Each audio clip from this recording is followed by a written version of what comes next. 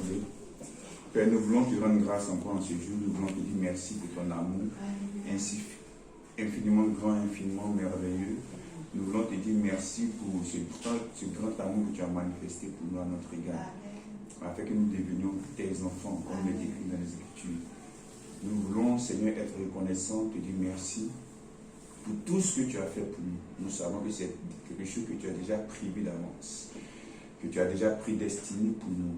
Et nous voulons marcher dans ce que tu as prédestiné pour nous. La Bible déclare que tu as préparé d'avance des œuvres bonnes. Pas seulement des œuvres, mais des œuvres bonnes. Il est écrit que tu nous as aussi créés en Jésus-Christ. Et nous sommes ton ouvrage. Le mot ouvrage en grec, poéma, c'est comme un poème qui a donné le mot poème, qui veut dire, Seigneur, tu as pris ton temps afin de pouvoir nous créer. Tu as pris ton temps afin de faire de nous une si belle créature, une si merveilleuse créature, en laquelle il n'y a aucun défaut, Seigneur. Je veux te rendre grâce pour cela. Père, nous voici maintenant autour de la table, Seigneur, de la parole. Je prie par ton esprit que tu viennes nous enseigner, nous instruire. Tu sais ce qu'il nous faut dans notre vie, afin qu'il y ait une valeur ajoutée, afin que nous soyons aussi des sources, des canaux de bénédiction pour autrui, pour la société, pour notre famille, pour nos voisins, pour tous ceux-là même qui rencontreront notre chemin. C'est pourquoi je prie que notre cœur soit disposé, que notre intelligence spirituelle soit disposée afin de recevoir de toi en ce jour. Que toute la gloire te revienne, Père, et révèle davantage ton amour, et donne d'être fondé et enraciné dans cet amour-là. Que toute la gloire te revienne encore une fois, Papa. Au nom de Jésus, Amen. Amen. Gloire à Dieu. Comme vous savez, on parle d'un sujet très important qui est le pardon des péchés, le grand thème. Aujourd'hui, nous allons voir un aspect très, très, très important. Donc, je vous demanderai d'être vraiment à l'écoute. Parce que c'est quelque chose qui me tient vraiment à cœur. Vous savez, comme on l'a dit tout à l'heure dans la modération, une chose que nous voulons véhiculer aux autres, c'est l'amour de Dieu à notre égard. C'est de comprendre la longueur, la largeur, la profondeur, la hauteur de l'amour, comme Paul le dit. Cet amour que Dieu a manifesté pour nous est tellement si grand, est tellement si merveilleux que l'intelligence humaine a du mal à capter cela. Gloire à Dieu. Donc, nous, notre devoir, c'est de véhiculer cet amour aux autres afin que les autres soient remplis de cet amour et qu'ils vivent une vie d'épanouissement en Christ. Amen. On va parler d'un sujet très important. Avant de parler de ce sujet, je vais raconter une histoire vraie. C'est l'histoire d'un photographe qui s'appelle Kevin Carter. Kevin Carter est journaliste photographe sud-africain. En 1993, il y a eu une grande famine au Soudan. Donc il a été envoyé pour aller couvrir cette famine au sud du Soudan. Il y avait la guerre civile et en même temps la famine. Et le dernier jour où il devait quitter le pays, il a vu une scène qu'il avait marquée. Il a pris la photo de cette scène. Et cette scène, c'était quoi? C'était un petit enfant qui était en train d'agoniser de feu. Et autour, derrière l'enfant, il y avait un vautour, un oiseau que vous connaissez, un vautour, une charognard qui était là, à quelques mètres de l'enfant. Attendant que l'enfant finisse de mourir, lorsque l'enfant meurt, afin de pouvoir dévorer cet enfant, malheureusement. Il a pris cette photo. Et après, il a envoyé ça au New York Times. C'est le New York Times qui a publié cette photo. Quelques mois après, il a eu un prix, le prix Pulitzer du meilleur photographe. Pour ceux qui connaissent le prix Pulitzer, qui est un prix très réputé dans le milieu des journalistes. Mais quelques mois après, malheureusement, Kevin Carter s'est donné la mort. Qu'est-ce qui s'est passé? En fait, un jour, il a été interviewé par une journaliste américaine. Et dans cette interview-là, il a expliqué que dans quelles conditions est-ce qu'il avait pris la photo. Et après quoi, la femme lui a demandé, mais qu'est-ce qui est arrivé à l'enfant que tu as pris en photo, sur la photo que nous voyons? Il a dit vraiment, il ne sait pas. Comme son avion était en retard, il était en retard par rapport à son vol. Donc après avoir pris la photo, il ne sait pas ce qui s'est passé par rapport à l'enfant, il est parti. Et la femme journaliste lui a dit, en réalité, dans cette scène-là, il y avait deux vautours. Il y avait le vautour derrière l'enfant et toi, Kevin Carter, qui était aussi le deuxième vautour. Cette parole de la femme l'a tellement hanté, il est tombé dans la dépression. Et après, dans la dépression, il s'est donné la mort. Le sujet que je vais enseigner aujourd'hui, c'est quoi? C'est la conscience du péché, la culpabilité, la condamnation. Vous savez, ce qui l'a rendu qu'il a mis dans cette dépression, c'est plus la culpabilité, la condamnation qu'il a reçue dans son cœur, qu'il a reçue dans son âme. Parce que les journalistes de tous bords l'ont fustigé. pour cette photo-là? Pourquoi est-ce qu'il n'a pas apporté assistance à cet enfant? Pour cette histoire, plus tard, en 2018, il y a un journaliste espagnol du journal de Mundo Deportivo qui avait fait une enquête minutieuse. Il s'est avéré que l'enfant a survécu à la famille. L'enfant s'appelait Ndong. Il a survécu à la famille. Et il y avait un bracelet blanc autour de son poignet, comme quoi qui montrait qu'il avait déjà été pris en charge par Médecins du Monde. Et sa tante était à côté de lui. Sa tante était dans le rang pour recevoir aussi de la nourriture de la part du Médecins du Monde. Donc l'enfant n'est pas mort en réalité plus tard. Il a survécu à la famille. Mais il est mort 14 ans plus tard au dit du palu. Mais par rapport à ce que Kevin Carter a fait, pour lui, comme il n'a pas assisté, il n'a pas apporté de l'assistance à l'enfant, donc il s'est culpabilisé avec toutes les paroles qu'il a reçues de manière virulente et finalement il s'est donné la mort. Et ce qui l'a poussé à cela, c'est quoi? C'est la condamnation, c'est la culpabilité. L'un des gros problèmes qui existent dans le milieu chrétien, ce n'est pas le péché. C'est la conscience du péché. C'est la culpabilité, c'est la condamnation. Bien aimé, tôt ou tard, chaque enfant de Dieu, chaque chrétien a dû passer par là, a dû être confronté à cela. Moi aussi, j'ai été confronté à cela plusieurs fois. Je confessais mes péchés chaque jour. Pourquoi? Parce qu'on m'avait enseigné que si tu ne confesses pas tes péchés, que les péchés par omission, les péchés volontaires, les péchés involontaires, tout ce que vous voulez, lorsque la trompette va sonner, tu seras enlevé. Donc, je confessais mes péchés pratiquement chaque jour pour être enlevé, espérer être enlevé. Est-ce que vous comprenez ce que je dis? Donc, c'est un fléau qui existe dans le milieu chrétien. Et ce que l'Esprit de Dieu veut nous faire comprendre aujourd'hui, c'est nous révéler l'amour que Dieu a pour nous, révéler l'œuvre ou la portée de l'œuvre de Christ, afin que nous soyons délivrés de cela. Dis Amen. Amen. On va prendre Hébreux 10, versets 2 à 3.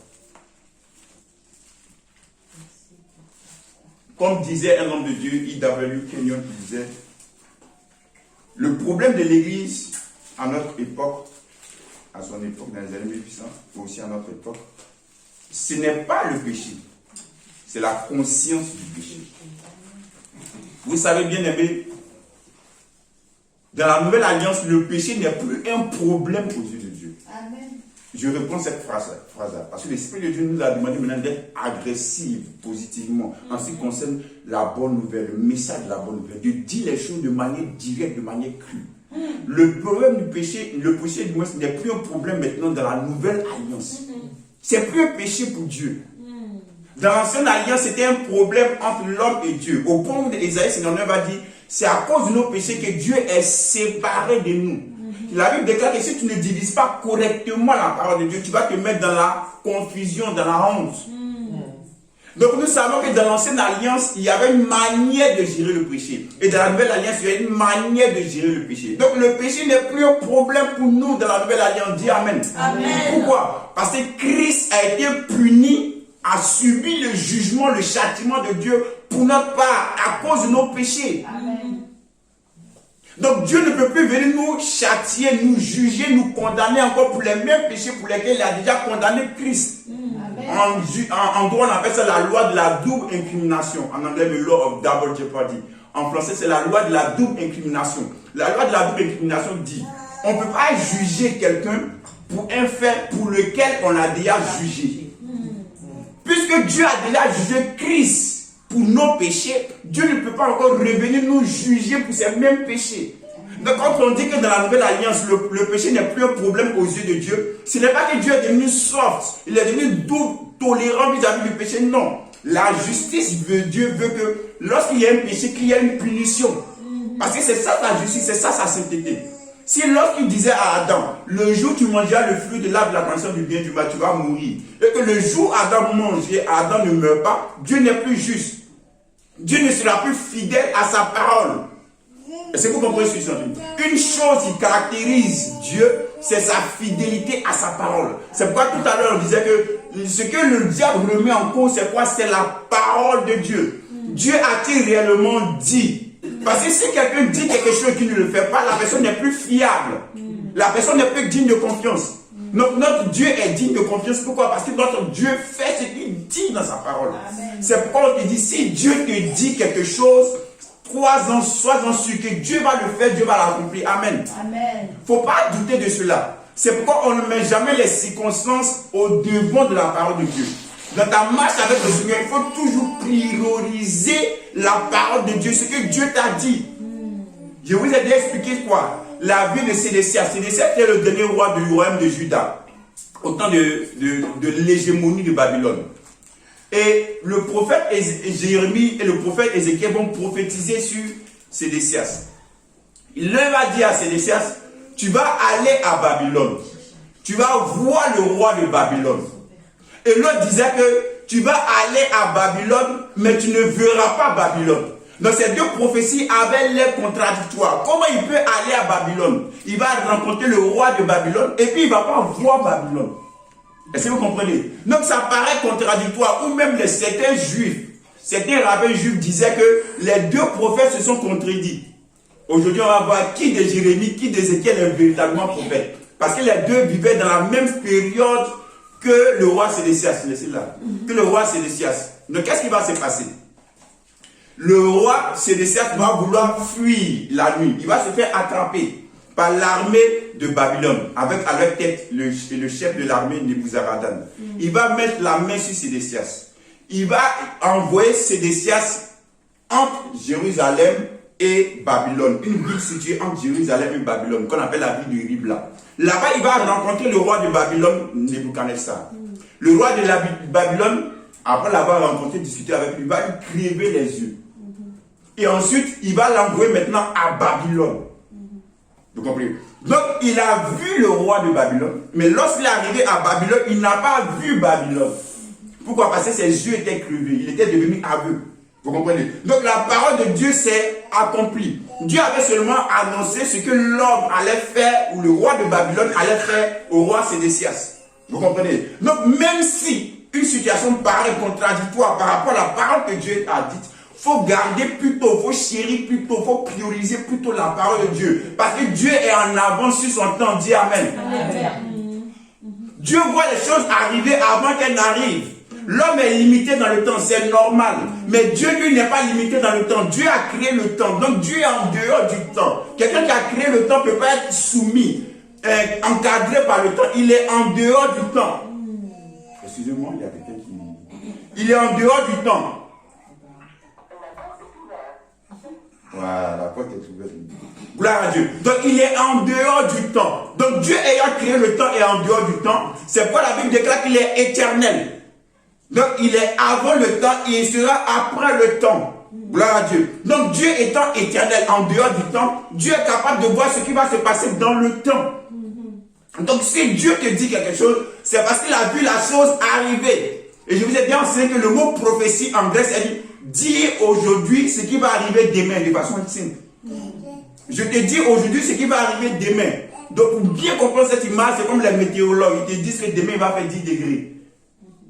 Vous comprenez? Aujourd'hui, ils vont te dire demain il fera 10 degrés. Demain il fera 15 degrés. Demain il fera 20 degrés. Je prophétise, dites Amen. Vous ne voulez pas le soleil? Amen. Amen. Amen. Amen. Gloire à Dieu. C'est juste, c'est bien. Amen. déjà. Ouais, tu étais déjà dans le parc en train de faire du sport. Gloire à Dieu. Donc c'est comme ça les choses se passent. Donc Dieu voit les choses avant qu'elles n'arrivent. Donc si Dieu voit les choses avant qu'elles n'arrivent, s'il te dit quelque chose, c'est parce qu'il a déjà vu la chose arriver. Donc Dieu ne peut que t'annoncer une chose qui est déjà faite. C'est pourquoi Ésaïe dit que Dieu annonce à la date d'avance ou à la fin avant le commencement. Je reprends. La Bible déclare que Dieu annonce à la fin du moins avant le commencement. Avant que le commencement n'arrive, la fin Dieu l'a déjà vu et Dieu te l'annonce déjà. Gloire à Dieu. Donc c'est ce qu'il faut comprendre. C'est pourquoi Dieu est digne de confiance. Amen. Dieu doit être fiable. Amen. Hébreux 10, verset 2 à 3. On va lire à partir du verset 1 pour que vous compreniez mieux. La porte est ouverte. Hébreux 10, verset 1 à 3. En effet, la loi qui possède le nombre des biens à venir et non l'exacte représentation des choses ne peut jamais, par les mêmes sacrifices qu'on offre perpétuellement chaque année, amener les assistants à la perfection. Autrement, n'aurait-on pas cessé de les offrir, parce que ceux qui rendent ce culte, étant une fois purifiés, n'auraient plus eu aucune conscience de leurs péchés. Mais le souvenir des péchés est renouvelé chaque année par ses sacrifices. Donc dans le verset 2, on dit quoi? Une conscience de leur péché. Donc la conscience du péché. On va définir ensemble ce que c'est que la conscience du péché. C'est quoi la conscience du péché? La conscience du péché, c'est le sentiment que quelqu'un a. Comme quoi, il a fait quelque chose de tellement mauvais que Dieu est fâché contre lui, et Dieu étant fâché contre lui, va chercher toute opportunité pour pouvoir le punir. J'ai fait quelque chose de mal. Et comme j'ai fait quelque chose de mal, Dieu est fâché contre moi. Comme j'ai péché, Dieu est fâché contre moi. Et par conséquent, Dieu va chercher toute occasion, toute situation pour pouvoir me punir. Donc la conscience du péché va toujours avec quoi? La punition, avec quoi? La culpabilité, avec quoi? Avec la condamnation. Ce sont les choses qui sont liées. Il ne peut pas avoir condamnation s'il n'y a pas péché. Il ne peut pas avoir culpabilité s'il n'y a pas péché. C'est parce que tu as fait quelque chose en guillemets de négatif, tu as fait un tort, que tu as la conscience de cela, que tu as ensuite la culpabilité, la condamnation. La science a prouvé que la condamnation, la culpabilité est une maladie qui tue de façon silencieuse. En fait, lorsque tu commets quelque chose de négatif, c'est comme si tu es en train de dire, lorsque tu entretiens cela, parce qu'on verra plus tard que, en fait, lorsqu'un chrétien pêche, il ne peut pas être heureux, il ne peut pas être dans la joie. La Bible déclare que l'amour ne se réjouit pas de l'iniquité. L'amour ne se réjouit pas du mal. L'amour ne se réjouit pas du péché. Lorsque tu es chrétien, tu pêches, tu ne peux pas être content, tu ne peux pas être heureux. C'est pourquoi 2 Corinthiens dit qu'il y a une tristesse selon Dieu. Et la tristesse selon Dieu produit quoi? La repentance. C'est pourquoi on dit n'attristez pas le Saint-Esprit. Donc lorsque tu commets un péché, tu ne peux pas être heureux. Parce que ce n'est pas ta nature. Donc lorsque tu mets le chat, comme je vous l'ai dit, dans quoi? Dans la boue, dans la saleté, le chat ne peut pas être content, ne peut pas se sentir confortable. Donc lorsque le chrétien pêche, il ne peut pas être confortable. Il ne peut pas être heureux. Mais ce qui va faire la différence, c'est ta manière de gérer cela. La manière dont tu fais face à cela. Le problème, c'est que les gens vont quoi? Ils vont méditer dessus. Ils vont réfléchir dessus. Et le diable va commencer à maintenant faire des accusations. En réalité, on verra plus tard que le diable ne condamne pas. Le diable accuse. Mais c'est ton cœur qui te condamne. Amen. Donc le diable va se servir de cela pour pouvoir maintenant t'accuser. Et tu seras dans la culpabilité et tu seras maintenant dans le jugement. Gloire à Dieu. Donc en fait, ce que les gens font, ce que la conscience du péché t'amène à faire, c'est d'accepter les situations négatives comme étant le juste châtiment de Dieu. La juste punition de Dieu à cause de ce que tu as fait de négatif. Bon, ce qui m'arrive, c'est normal parce que voilà ce que j'ai fait. Ce que j'ai fait qui ne plaît pas à Dieu. Donc par conséquent, j'ai la punition de cela. Dieu est en train de me punir. Mais si vous comprenez ce que je suis en train de dire. Vous savez, la conscience du péché aussi, c'est quoi? La conscience du péché, c'est lorsque tu t'attends à une juste punition de Dieu parce que tu n'as pas fait la volonté de Dieu. Parce que tu as échoué à faire la volonté de Dieu. C'est ce sentiment-là. Une fois, je me rappelle, j'ai rencontré une sœur qui est venue me voir. Elle a dit, non, homme de Dieu, vous ne comprenez pas, je suis en train de faire du commerce, mais mon commerce ne marche pas comme je devais. Et finalement, j'ai eu la révélation comme quoi, c'est parce que je refuse l'appel de Dieu que le commerce ne marche pas. Donc Dieu a fermé les portes de bénédiction de mon commerce. Est-ce que vous comprenez? En fait, l'un des problèmes du chrétien, c'est quoi? Quelle est la volonté de Dieu? Et cela, c'est tellement un gros problème dans le milieu chrétien que finalement, on n'ose pas faire les choses. Et quand on fait les choses, on n'est pas bien sûr que c'est la volonté de Dieu. Et qu'on n'est pas bien sûr que c'est la volonté de Dieu, donc on accepte les choses négatives, on accepte l'échec. Parce que comme ce n'était pas la volonté de Dieu, donc c'est pourquoi Dieu a fermé la porte. Donc elle est venue me voir, non, mon commerce de poisson ne fonctionne pas parce que et je lui ai dit ceci. Je n'étais même pas encore dans la nouvelle alliance, la compréhension de la nouvelle alliance. Mais les choses montrent mes révoltés. Et je veux que l'enseignement a pour but de t'amener à te révolter par rapport à certaines situations. Et à ne plus les accepter. Parce que Dieu a déjà puni Christ pour tes péchés. Lorsque tu comprends cela, il y a des choses que tu ne peux plus accepter. Amen. Vous comprenez? Donc il a dit à la sœur, non, comment tu peux penser une telle chose? Comment tu peux avoir un tel regard sur ton père? C'est pourquoi Jésus dit, je suis venu te faire connaître, leur faire connaître du moins ton nom dans Jean 17. Amen. Le nom que Jésus est venu faire connaître, c'est quoi? C'est Abba, c'est Père. On dit l'Esprit de Dieu en nous crie quoi? Abba. Il crie mon papa. Amen. Donc il faut que tu comprennes que Dieu est ton Père. C'est pourquoi quand tu pries même, appelle-le papa. Amen. Lorsque tu es dans une situation, appelle-le papa. Ça fait plus intimité et protecteur. Le mot même Père, même littéralement, ça veut dire la source. Celui qui est la source de toutes choses. Non, c'est ton papa, c'est ton père. Comment tu peux imaginer ça de ton père?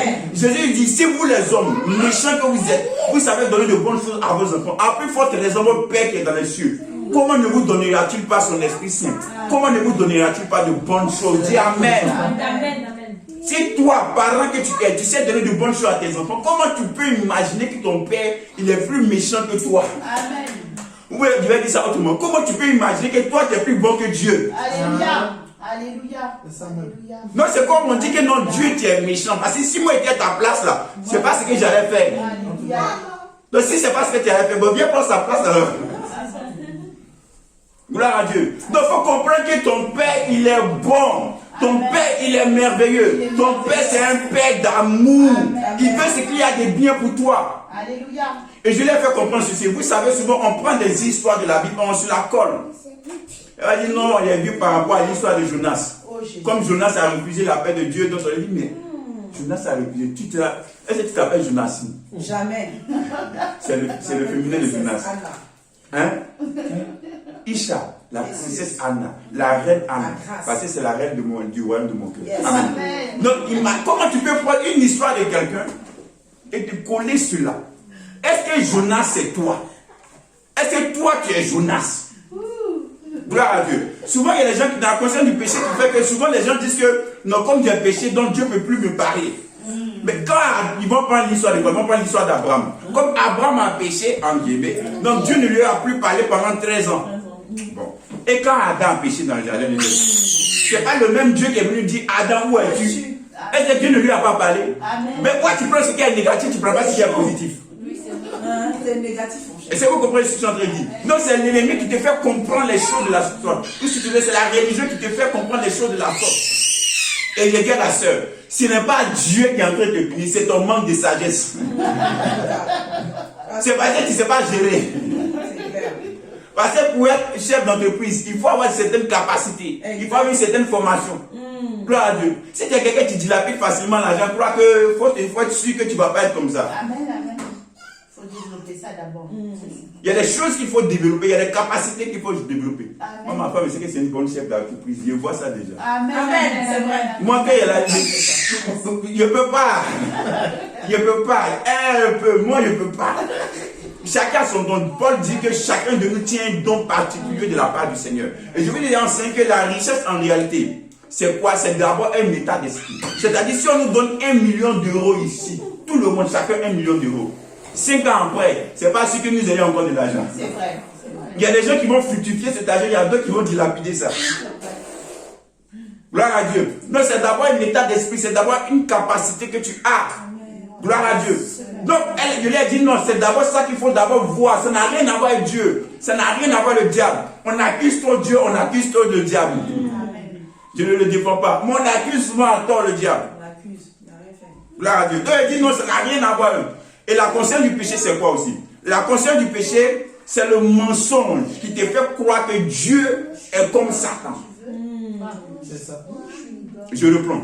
La conscience du péché, c'est un mensonge où le diable te fait croire que Dieu est comme lui. C'est-à-dire qu'il est méchant, qu'il est meurtrier, qu'il est destructeur. On va lire un passage de la Bible pour mieux comprendre cela. 2 Samuel chapitre 24. 2 Samuel chapitre 24 verset 1. Chapitre 24 verset 1.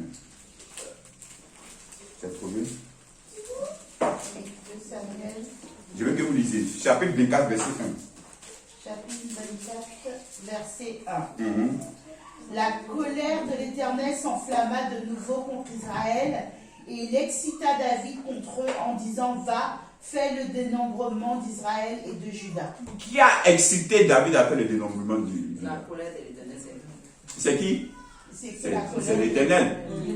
Comme Dieu s'est mis en colère, donc il va exciter David après le dénombrement. On est d'accord? Oui. Prenons 1 Chronique 21, verset 1.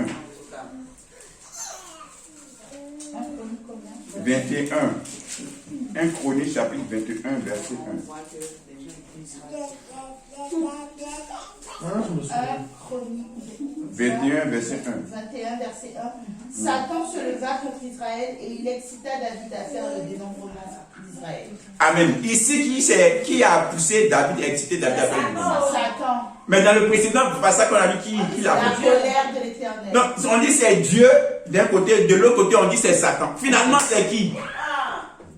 Vous comprenez? Donc, les auteurs, même certains auteurs de la Bible, avaient une mauvaise impression de Dieu. Et comme je vous l'ai dit dimanche dernier, ils avaient tellement une mauvaise impression de Dieu que ce que le diable faisait, ils accusaient Dieu de cela. Ils mettaient ça sur le dos de Dieu. Que c'est Dieu qui est responsable de cela. Bien aimé, il est important, très important de connaître le caractère de Dieu. Je ne le dirai jamais assez. Il est important de connaître le caractère de ton Père. La Bible déclare que personne n'a jamais vu Dieu. Jean 1, verset 18. Donc tous les prophètes que vous voyez ont aussi eu une certaine impression de Dieu. Et cette impression de Dieu n'était pas forcément la bonne. Amen. C'est pourquoi dans la nouvelle alliance, on dissèque Dieu, on décortique Dieu, on éclaire la personne de Dieu au travers de la personne de Christ. Amen. Amen. Hébreu 1, verset 3 dit que Christ est l'empreinte de la personne. Le mot empreinte en grec c'est caractère. Caractère qui veut dire que si tu le vois, tu as vu Dieu. Est-ce que Jésus-Christ a déjà tué? Non. Est-ce que Jésus-Christ a déjà détruit quelqu'un? Non. Est-ce que Jésus-Christ a déjà dit à quelqu'un, avant que je prie pour toi, pour ta maladie, il faut que tu me donnes une offrande? Non. Est-ce que Jésus-Christ a déjà dit, avant que je prie pour toi, pour te bénir, il faut que tu confesses d'abord tes péchés? Non. Et qu'elle enseigne que même il y a une fois un paralytique qui était couché sur son lit. Il y a 4 amis qui sont venus, qui l'ont envoyé de par le toit d'une maison. Il y avait le trou dans le toit. Parce que Jésus était dans la maison et la maison était bondée. Donc ils ne pouvaient pas entrer. Donc ils sont passés par le toit, parce que le toit il y avait un trou. Lorsqu'ils ont posé Jésus devant la personne, du moins ils ont posé la personne devant Jésus. Voilà, ça c'est mieux. La Bible déclare que Jésus a dit, mon fils, tes péchés te sont pardonnés. Est-ce que ce jeune homme a confessé ses péchés? Non. Avant que Jésus ne lui dise que ses péchés ne sont pas pardonnés.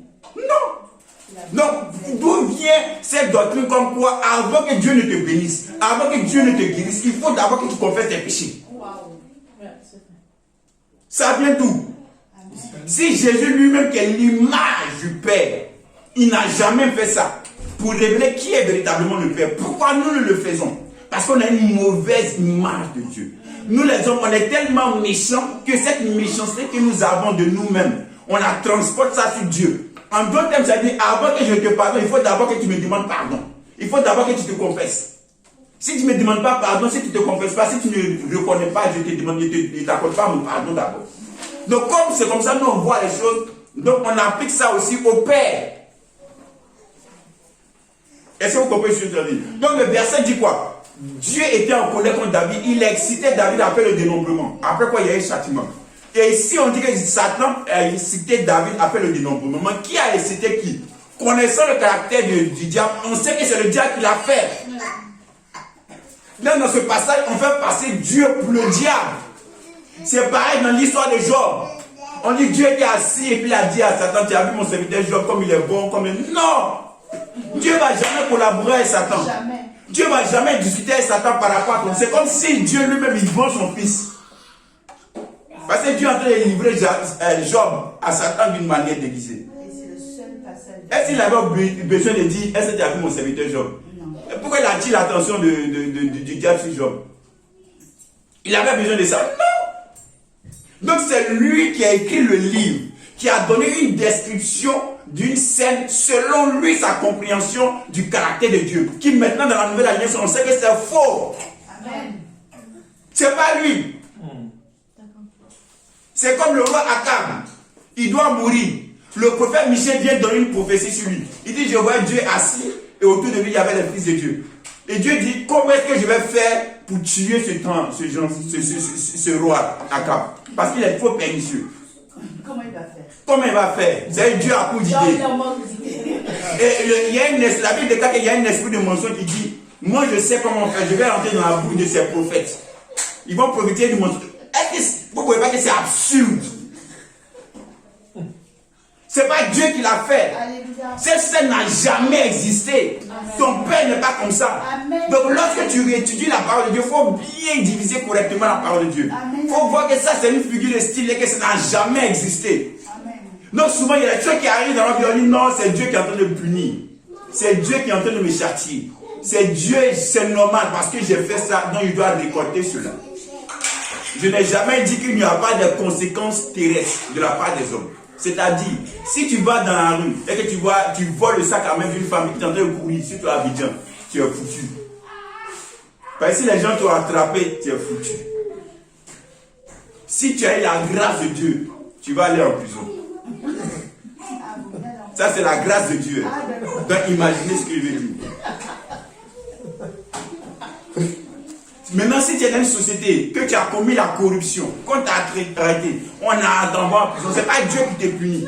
Ce sont les conséquences terrestres que tu as vues, au milieu des hommes, devant les hommes. Est-ce que vous comprenez? Ça n'a rien à voir avec la punition de Dieu. Le péché que tu fais ne va jamais te séparer de Dieu. La Bible déclare en 2 Corinthiens, c'est que nous avons été réconciliés avec Dieu. Katalazo en grec. Donc, c'est-à-dire, le point d'unité entre Dieu et nous, Dieu l'a détruit. Alléluia. Et Romains 5 dit, nous avons la paix avec Dieu. Donc, tu as la paix avec Dieu. Amen.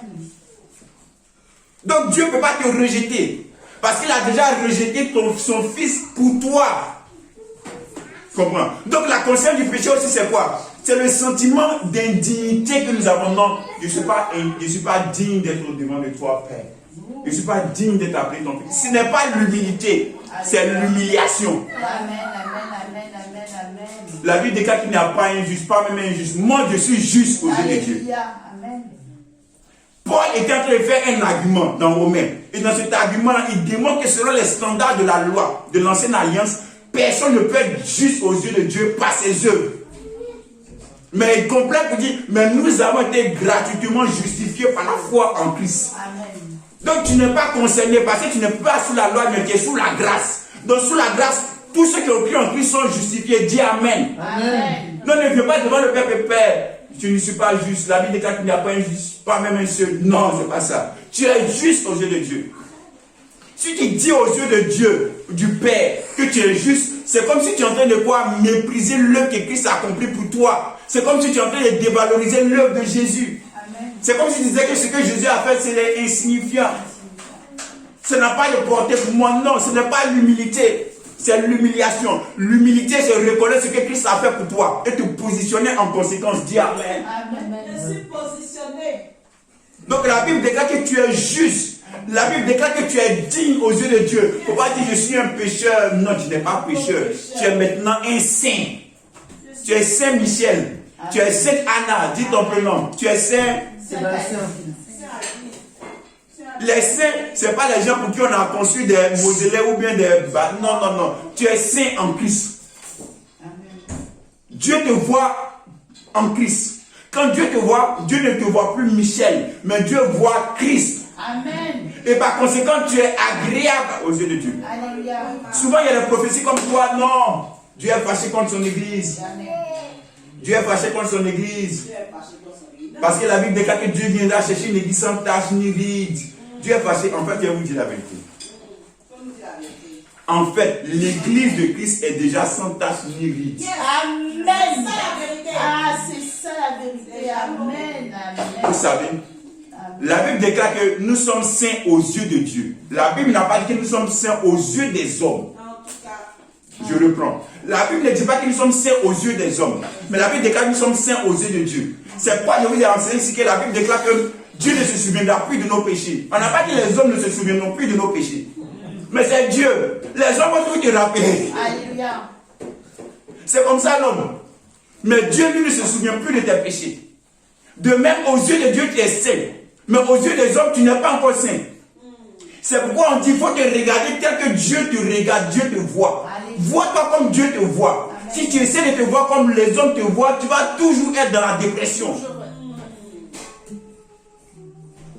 Tu vas toujours te sentir indigne, te sentir impur. Alors que Dieu te voit digne, Dieu te voit pur.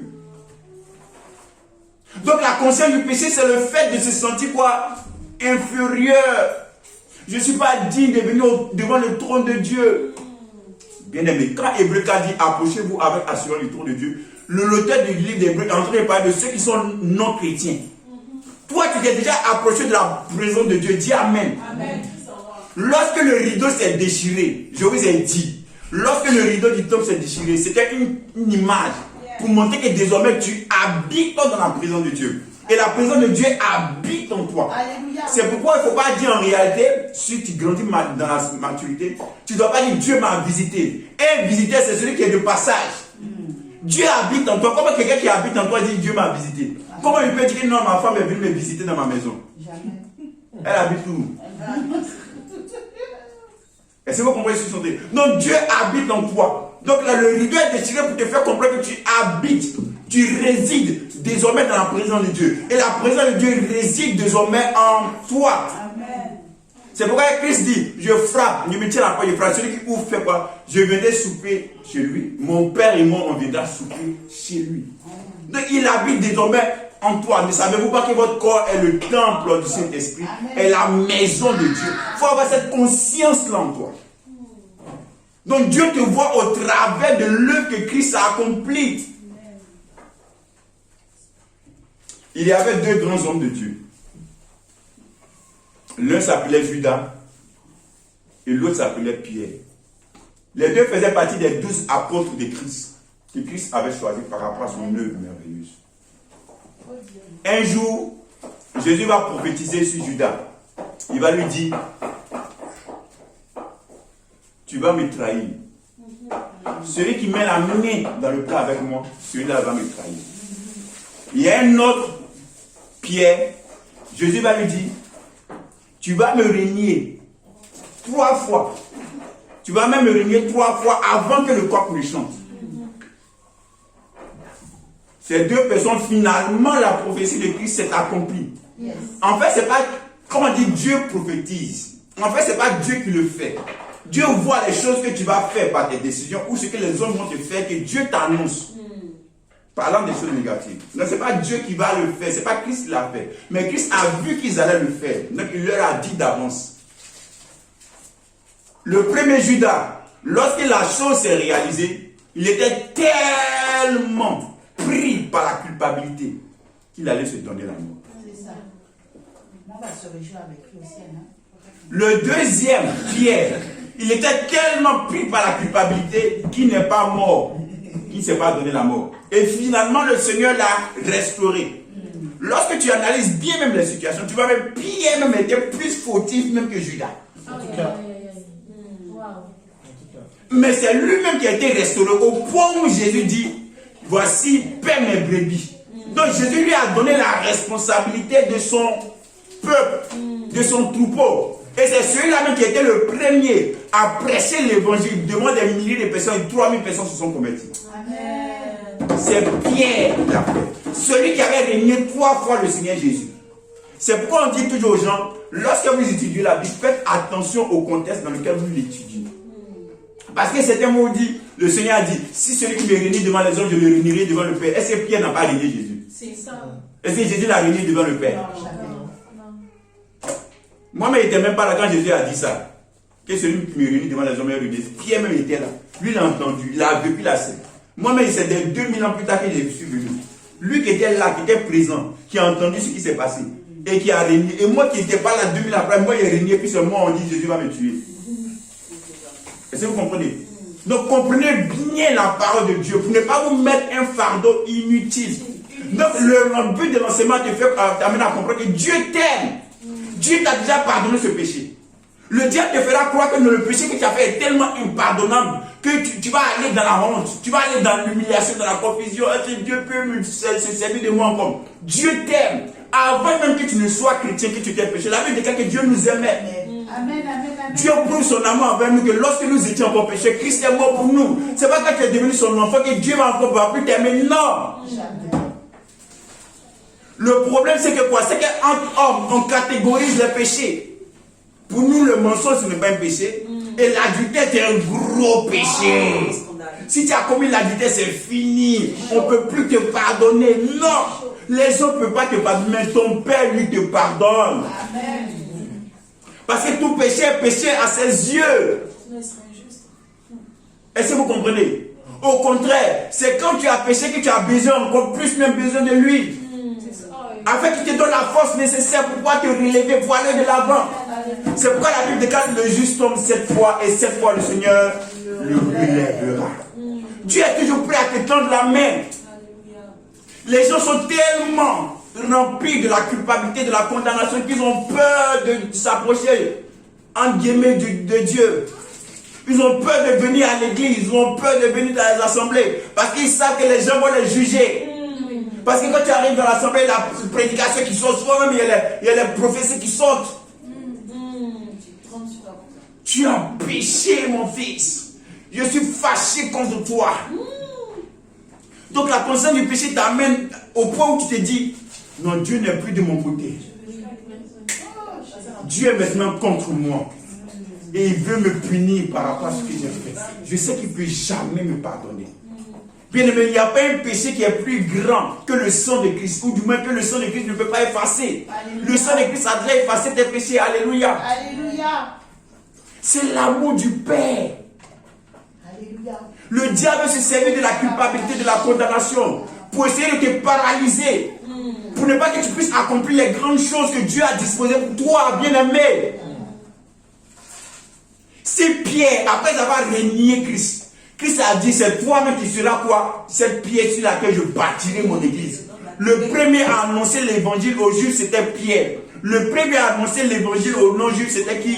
C'était encore Pierre dans la maison de Corneille. Donc Jésus dit, je te fais encore confiance. Je te fais encore confiance. Malgré ce qui est arrivé, malgré ce qui s'est passé.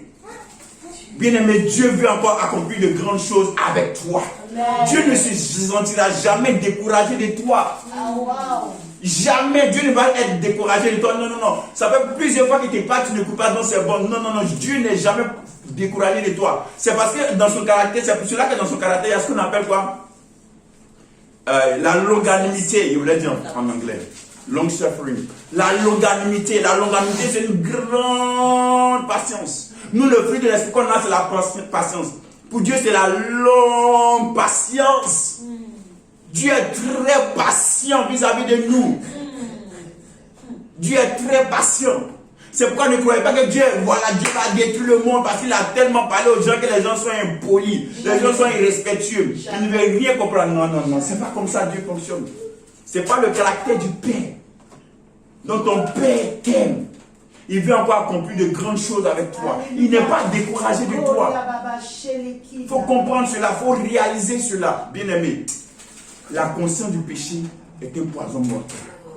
Il faut que tu apprennes à, en guillemets, surpasser cela par ta connaissance en Christ. Bien-aimé, vous allez voir par exemple que lorsqu'on arrive dans les assemblées, la seule chose qu'on fait, c'est de prêcher sur les péchés. Sur les péchés. Dans le passage premier qu'on a lu, on a dit quoi? Si les sacrifices sont tout le temps renouvelés, cela va créer en nous ce qu'on appelle la conscience du péché. Ce que nous voulons, c'est que vous ayez la conscience de la justice. Pas la conscience du diable, mais la conscience du Christ. Pas la conscience du péché, mais la conscience de la justice. Pas la conscience de la colère, mais la conscience de la paix. Pas la conscience de la haine, mais la conscience de l'amour. Alléluia. C'est ce que nous voulons que vous soyez, dont vous soyez inondés, vous soyez remplis, afin de pouvoir accomplir des choses extraordinaires pour Dieu. C'est le temps de te lever et de dire non, je sais que le Père n'est pas découragé contre moi. Je sais que le Père ne m'en veut pas. Je sais que le Père n'est pas contre moi, mais il est pour moi. Il est et si Dieu est pour moi, qui peut être contre moi? Du moment où j'ai Dieu à mes côtés, peu importe ce que les hommes me disent, peu importe ce que les hommes pensent de moi, je sais que Dieu est de mon côté. Et par conséquent, je vais triompher. Alléluia. Tu vas réaliser cela. Tu vas prier le Père.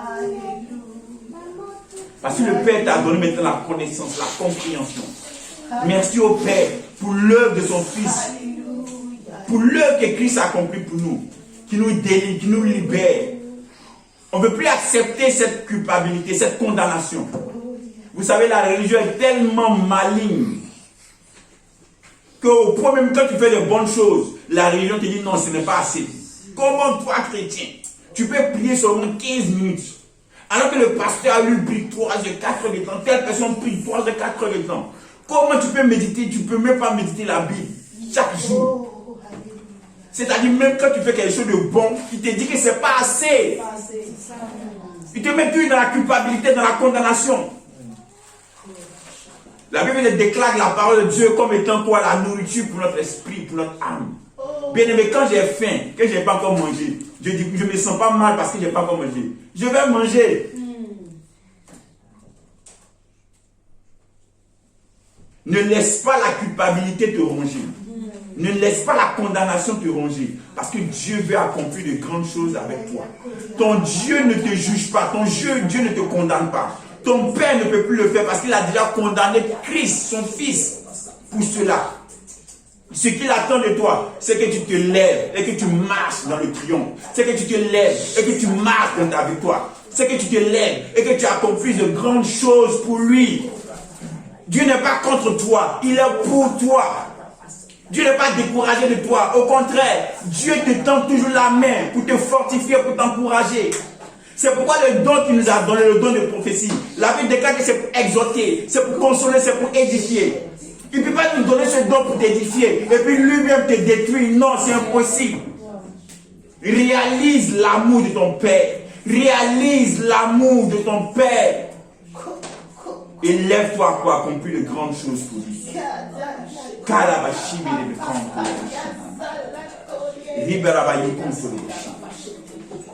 Merci Père, parce que tu libères ces personnes qui nous écoutent. Tu libères ces personnes qui nous écoutent de toute culpabilité, de toute condamnation qui a fait qu'ils ont été paralysés dans leur vie spirituelle, paralysés dans la manifestation de leurs dons, paralysés dans la manifestation de leur potentiel, paralysés dans la manifestation de leur capacité, se disant que